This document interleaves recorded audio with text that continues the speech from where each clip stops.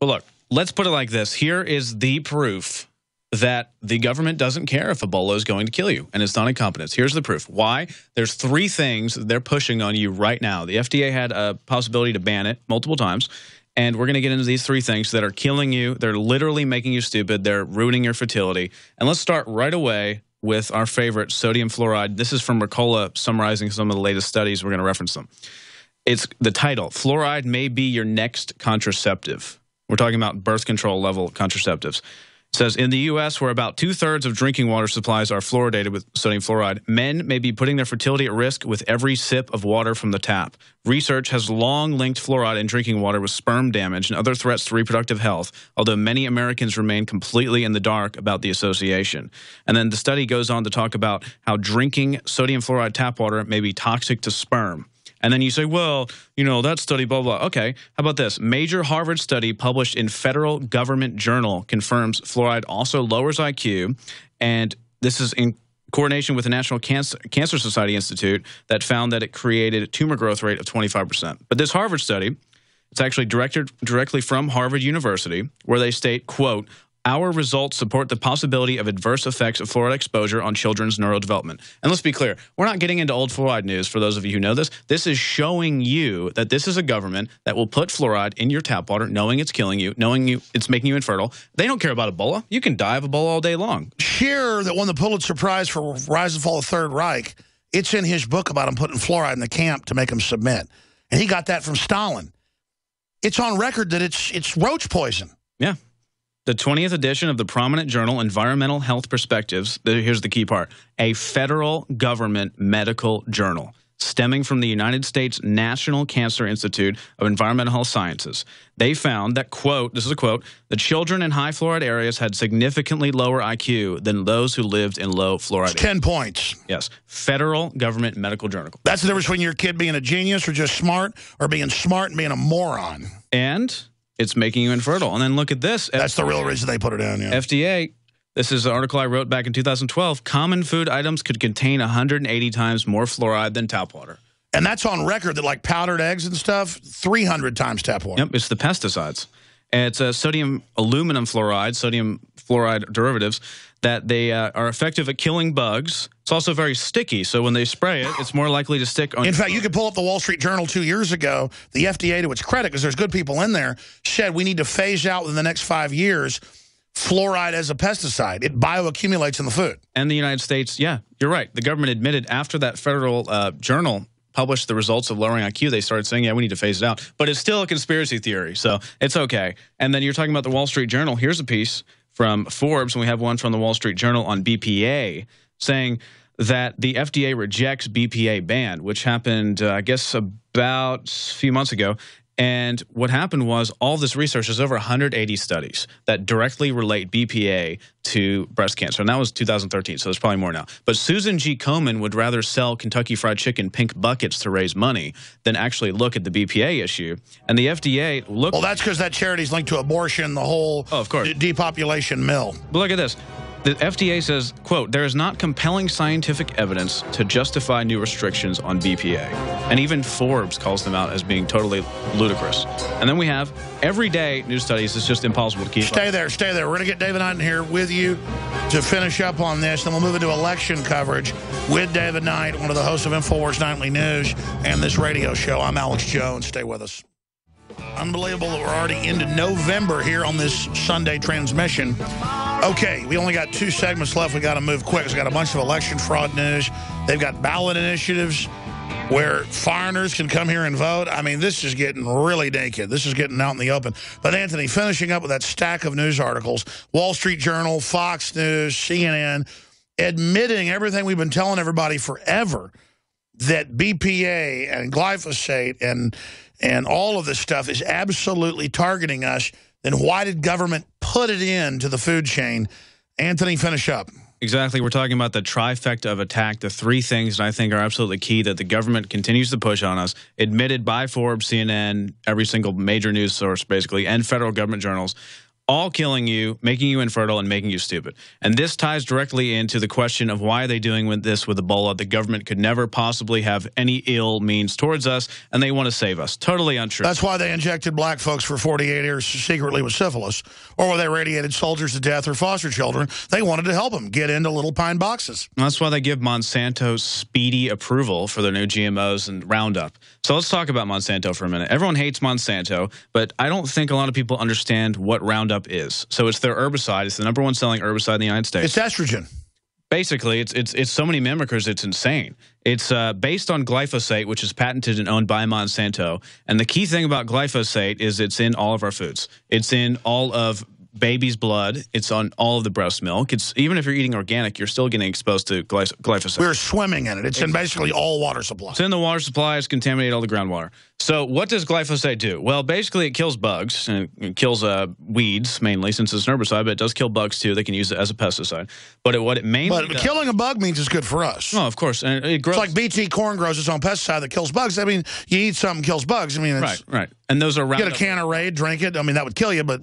Oh, it's great, yeah. But I mean, a conspiracy theorist. Well, you're a conspiracy theorist, just like the Federal Government Journal admits that fluoride lowers your IQ and it kills you and causes 25% enhanced tumor growth. But anyway. And 7-fold increase in bone cancer in men. And the National Cancer Institute, Dr. Dean Burke, says 1 part per million can actually murder you and kill you. But anyway, so let's talk about this. So glyphosate kills the beneficial bacteria in your gut. And why is this important? It does a lot of things. It causes cancer. It ruins your liver. But the most important thing to me is that it kills the beneficial gut bacteria. And this is important because as it's been shown in Live Science, and I always talked about this article because it's very powerful, it talks about the role of gut bacteria and what that means. Your gut is directly linked to your head. Your brain and your gut are symbiotic. They actually feed off each other.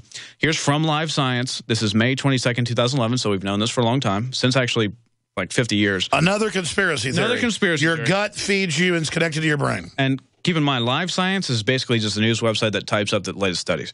So anyway, it says the role of gut bacteria in the body may extend beyond the stomach and intestines all the way to the brain. A new study in mice suggests, we've done it for like 50 years. The results show disrupting the normal gut flora, probiotic bacteria in the gut, of mice leads to changes in animals' behavior, making them less timid, more adventurous, as well as leading to changes in their brain chemistry. So overall, it actually makes them insane. And it's been linked to schizophrenia. Well, that's like in the study they covered, the feds paid for. A little bit of Prozac in the water makes shrimp suicidal. They'll swim right up to a big fish. Yeah, well, look at this. It says it's been associated with gastrointestinal disorders and gut flora disorders being associated with adverse behavior, including depression and anxiety. Why are you racist against killing certain gut flora? Well, I'm racist against Monsanto causing suicides, and about 1 farmer every 30 minutes in India kills themselves because of Monsanto as well. But specifically, this means that when you're eating this glyphosate and you're eating other things and drinking alcohol and all that stuff, you're killing your gut flora, right? And alcohol overall, if you're drinking sometimes, wouldn't be that bad, except you're drinking basically glyphosate every single day. Hold on, back up that statement, because it's well known that they planted the cotton and then it messed them up, and so the farmers are saying that. Monsanto never did anything wrong with Agent Orange or dioxin, and I think they're great people. You're right. You're right. They paid $90 million in a settlement to a small town just because they wanted to be good people, not because they had harsh mutations that created like 4-legged monster babies and everything like that. Everything was fine in Nitro. That's right. Everything was good. I think all I'm going to eat is fast food owned by Monsanto. Well, they own the largest fast food chain. You know, the U.S. government agrees with you, and it brings me up to this Guardian article that's really powerful from WikiLeaks, some information from Cables, called WikiLeaks, U.S. targets EU over GM crops. And by the way, it's total whitewash. What actually happened was some of the diplomats in Spain and other areas from the United States said that if you don't keep selling Monsanto's biotech crops, we're going to have trade wars with you. We're going to put sanctions on you and destroy your economy if you don't sell Monsanto's crops. Gee, that's interesting. The government loves you, and they know that it's making you insane and causing schizophrenia and causing anxiety, depression, and suicide, just eating some of their stuff, and that GMOs are dismantling your very genetic code. But if other countries refuse to sell it, the United States is going to put trade sanctions and issue trade wars against countries that... And it's admitted that a lot of these BT corns and other things are changing our genetics. It's leaking into it. What's wrong with that? What's wrong with diabetes up 3,000% or cancer up in children 10,000%? Pediatric cancer is trendy. No, it's really cool. It's ripping holes in your gut. That's irritable bowel syndrome. It's destroying your colon. German studies killing honeybees that eat the pollen of the corn. What's wrong with that? And then you take Why are you racist against killing honeybees? Yeah, exactly. Why are you racist against causing schizophrenia? Well, good job. We cover it all at Infowars.com, PrisonPlanet.com, StoryLeak.com, and we're fighting back with things like Survival Shield X2, nascent iodine. They want to put fluoride in. The good halogen is iodine that blocks it. InfoWarsLife.com, the lung shield, the colloidal silver bullet, InfoWarsLife.com. Anthony, you'll be covering this more on InfoWars Nightly News on the show. We're going to break in a few minutes. I want to come back with election fraud in the final segment with David Knight, who's here as we get ready to focus. Next Tuesday night, we're going to broadcast for like 10 hours at Infowars.com, separate from the radio show, with election coverage. David Knight will be there quarterbacking that with myself and others, Sha'Carri Jackson, Leanne McAdoo, Darren McBreen, John Baum, and Don Salazar and Kit Daniels and Kurt Nemo and so many others I haven't mentioned here. But briefly as we go to break, though, I know you're an engineer by training, a scientist. What is your take, David Knight, seeing all those articles about the glyphosates, the fluoride, and everything else? Are you a closed-minded conspiracy theorist? Prove you're good.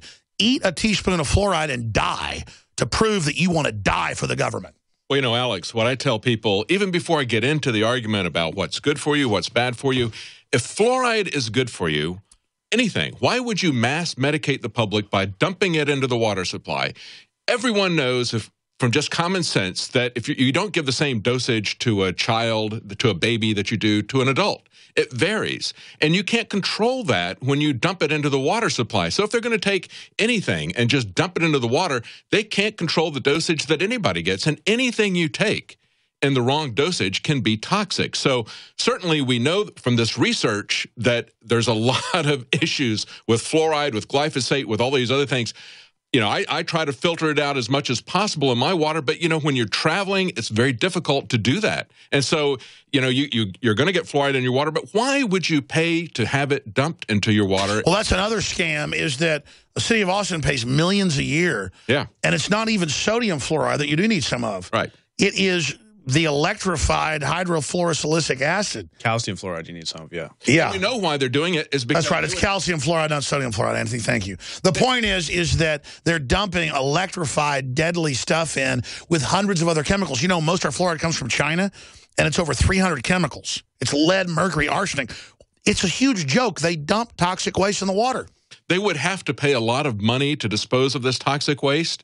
And this started back with the aluminum companies. It picked up speed with the nuclear industry. They had these toxic waste byproducts from what they were doing in their industrial processes. Instead of disposing it safely, what they did was they convinced everybody that they needed it for their health and then had us pay to have it dumped into our water. That's it. And how dare you have history, common sense, analysis. I want to apologize to the listeners. Drink extra fluoride. Drink the hydrofluorosilicic acid, totally deadly, many times more deadly in the studies than just regular sodium fluoride. This, the government loves you. Take all the shots, eat GMO, submit to them. There, that's some fairness in broadcasting there. When I was in Bilderberg, I actually had a guy come over, talk to me privately and say, you know, I follow you guys all the time. I try to tell my friends here about you. And he goes, this one guy, he would not believe that you guys were legit. He said nobody would dump fluoride into the water. They don't do it there. He couldn't believe that a government would do that. So because we talk about that, we're absolutely crazy. And he wouldn't listen to the fact that they put fluoride in the water here. He thought it was such an absurd idea. That's right. We sent you over to Copenhagen to cover that. You did a great job with your wife. We'll be right back with David Knight on all the election news. I'm Alex Jones, Infowars.com, extremist. I apologize for what we said earlier. The government loves you. Do whatever they say. And don't listen to Infowars.com. Don't listen to David Knight right now about the open borders, the illegals all being told they can vote everywhere, the Attorney General suing Texas, who just wants you to have some form of ID. Do what the government says. They care. Everything's fine. That's why Congress has a 7% approval rating. I think that's wrong. I think those are traitors that don't love Congress. And I think we should worship any government out there. Romans 13, Kim Jong-un should be our president. Of course, I'm being sarcastic. David Knight, in the last 10 minutes, you have the floor. Get into this cornucopia of election fraud news we're already seeing as the Democrats pull out all the stops. So I'm nonpartisan. I'm just reporting the facts on that front. We know, Alex, on issue after issue after issue, we see that it comes back to open borders. Now, Obama said that he wanted to remake our country, to fundamentally transform it. That's the way he's really doing it.